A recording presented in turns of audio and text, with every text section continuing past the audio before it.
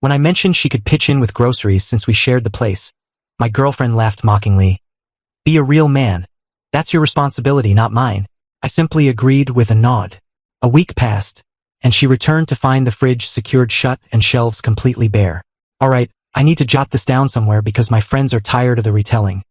Yet they're the ones pushing me to share it online. Everything exploded over a missing dozen eggs, or more accurately, their absence. My former girlfriend, Valerie, and I had cohabited in my condo for just over 12 months. The setup seemed clear-cut, or so I believed. I run a modest yet thriving building firm. My days are long and demanding, but the income is solid. Valerie worked as a self-employed visual artist, which basically meant she owned a computer, carried lingering student debt from design school, and strongly disliked any fixed workday. Upon moving in, we discussed terms. I explained I'd gladly handle the financial load, paying rent, bills, vehicle loans. That's my nature. A guy looks after his household.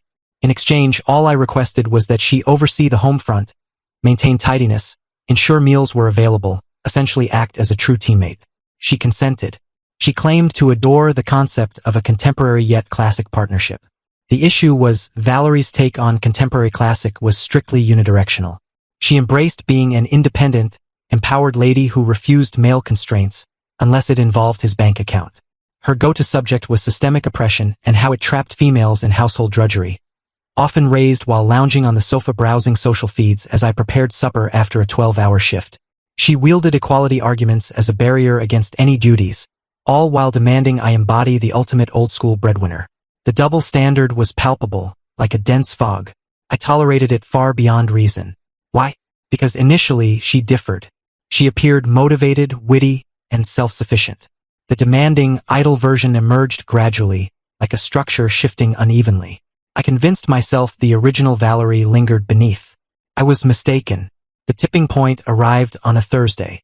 I returned from a worksite, grimy and drained, anticipating a warm dinner. I checked the refrigerator. It was desolate. A nearly spent ketchup bottle, one wilted lemon, and almond milk with mere drops remaining.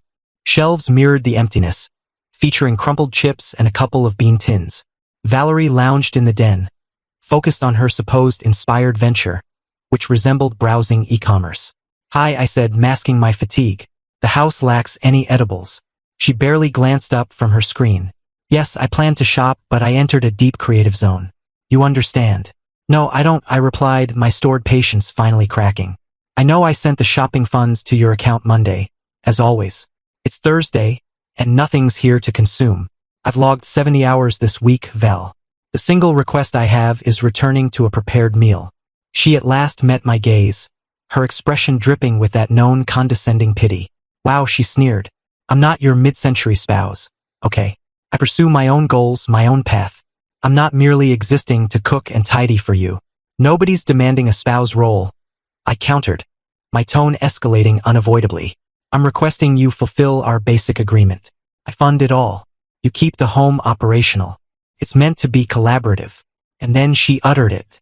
The phrase that collapsed the flawed foundation. She rose, palms on her waist, glaring with raw scorn.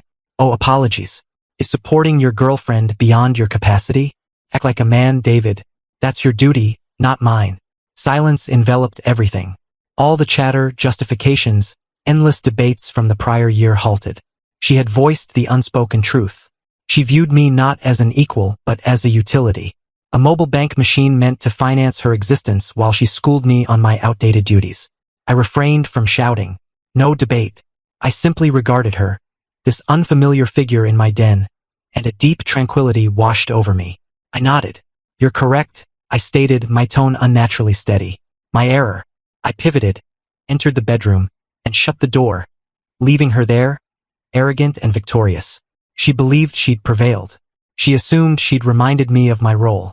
She was unaware I was preparing to impart a prolonged, thorough, and costly tutorial on the real definition of duty. Update 1. The following day, I skipped work. I informed Valerie I headed to a project across the state and would return late. She hardly acknowledged, immersed in her digital realm. Sure, enjoy, she muttered. My initial destination wasn't a project. It was a home improvement shop. I purchased a robust keyed latch and hinge for the refrigerator. I acquired fresh keyed locking handles for each cabinet and storage door in the cooking area. The total came to around $200. It ranked among my wisest investments. My next halt was the supermarket. I embarked on an epic buying expedition akin to film scenes. I selected premium ribeye cuts, fresh-caught salmon, organic produce, artisanal cheeses, specialty brews, a bottle of aged 25-year scotch reserved for milestones. I loaded 2 carts to the brim. The bill exceeded $1,000 for top-tier provisions. At the condo, I began installation. It required under 60 minutes to fit the new fittings. The fridge featured a sturdy metal hinge bolted in place with a solid padlock fastening the doors. Every cabinet, from dishware holders to the dry goods storage, now boasted gleaming new locks. Only I possessed the keys. Then I stored the purchases. I filled the fridge and shelves until overflowing. The cooking space resembled a luxury grocer, a haven of exquisite, tempting, and utterly unreachable meals. Once finished, I settled at the cooking table and composed a file. It was a financial plan, a precise breakdown of all costs in our joint existence. The lease, power, auto financing, coverage, food, her media subscriptions. At the base, I listed the total monthly expense for the routine she assumed. Beside it, her input. Nothing. I placed the plan on the cooking table, pocketed my fresh keys, and departed. I passed the remainder of the day at my workshop, accomplishing actual tasks, sensing unburdened and sharper than in ages. I arrived home near 8 that evening. The apartment scene matched my predictions.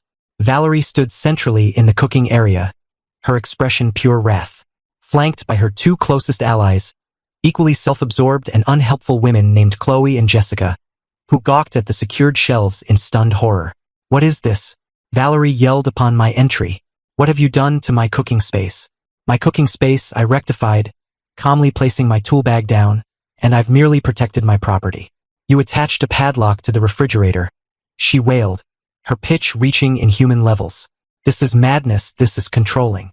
I approached the cooking table and lifted the plan I'd left. "This," I said, displaying it, "is a financial outline. It details the household operation costs. And this," I indicated the secured shelves, "is what the payer enjoys." I retrieved my keys, opened the storage, and removed pasta and premium tomato sauce. I unlocked the fridge and grabbed ground beef.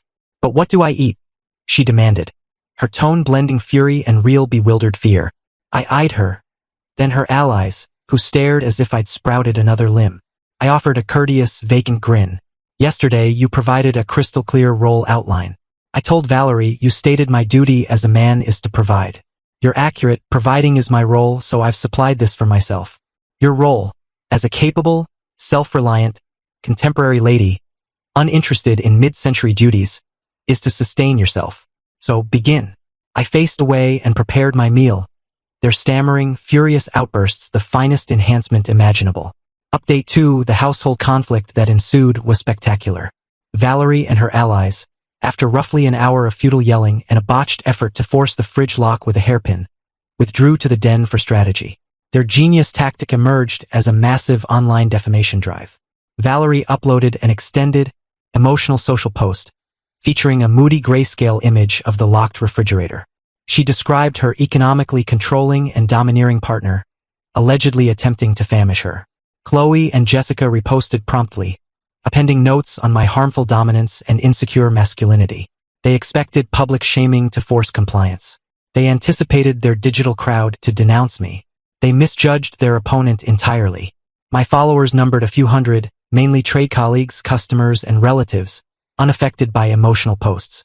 As they waged virtual battles, I advanced in the physical. The subsequent morning, with Valerie asleep, I escalated. I confiscated her vehicle keys. Her stylish compact SUV was financed, like her lifestyle, under my name. I was the main signer. She was merely listed as driver. I transported it to my own locked garage across town and stored it in a vacant bay. Then I contacted the finance firm. I clarified my status as primary holder and revoked the now ex's authorization. I noted the car was safe and inquired about delivery preferences. Back home, I persisted in deconstructing her cushy setup. I terminated her additional charge card. I updated logins for joint video, streaming, and shopping services. I even phoned her upscale fitness center, which I funded, and ended her access. She arose near midday to discover her vehicle missing and a short, civil message on the cooking table. "Since our relationship has ended, I've arranged return of the financed vehicle in my name. As a former associate, I recommend securing other transport. Regards, David. The ensuing breakdown was epic.